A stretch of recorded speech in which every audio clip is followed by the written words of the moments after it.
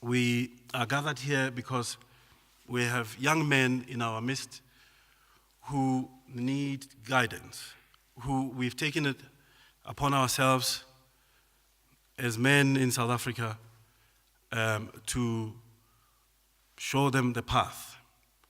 There will be many speakers here today who will speak about the need and the necessity for this. There will be those who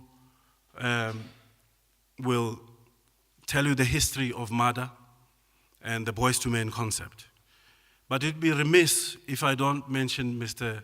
Tsepo Mokoena, who is the founding chairman of MADA, who has been nursing and nurturing this vision for a long time, well over 15 years, and has really been the driving force and energy behind this. I think that it's appropriate that we put our hands together in recognition of his energy.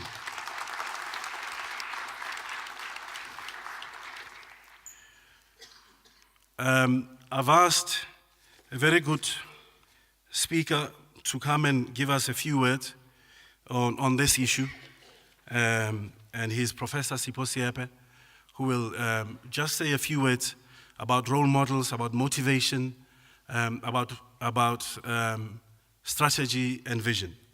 Please, let's put our hands together for him.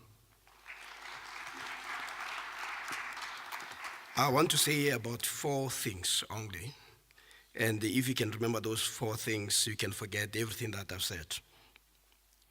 The first one is a statement that was made and popularized by RFK, the brother to John F.K. But it was a statement that came long before him. And it goes like this, that some people see things as they are and ask why. I dream of things as they never were and ask why not.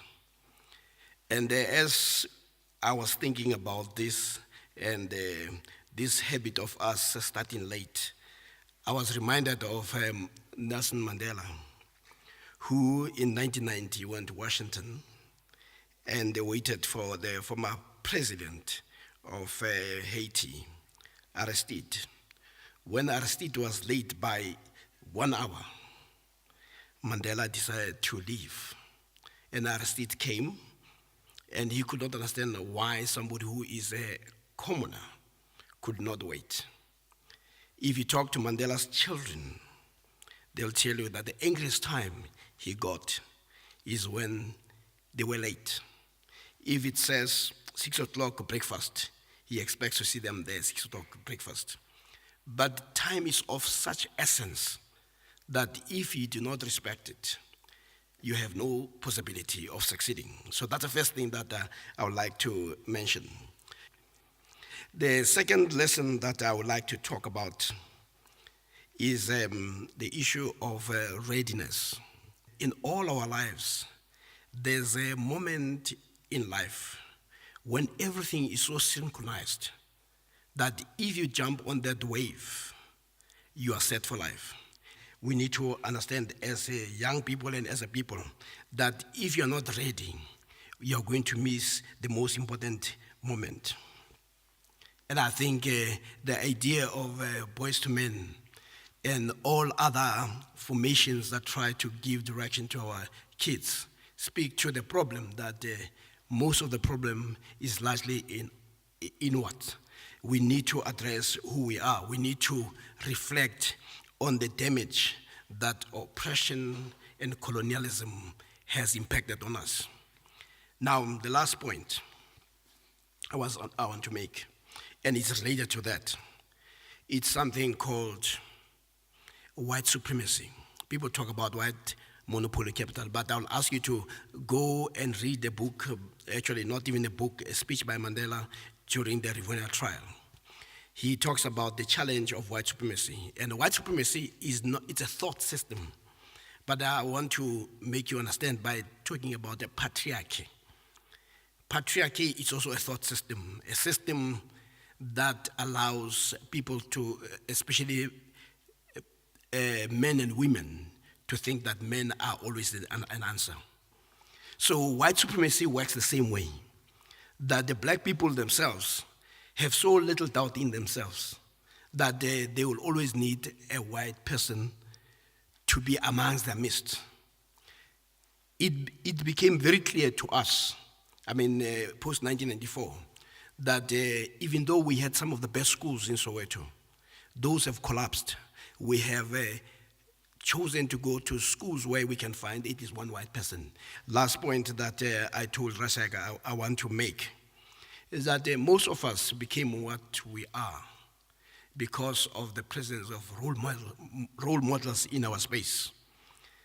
I grew up in Naledi, and some of us end up teaching in universities in the UK and as well as in the US, precisely because we had role models who lived amongst us.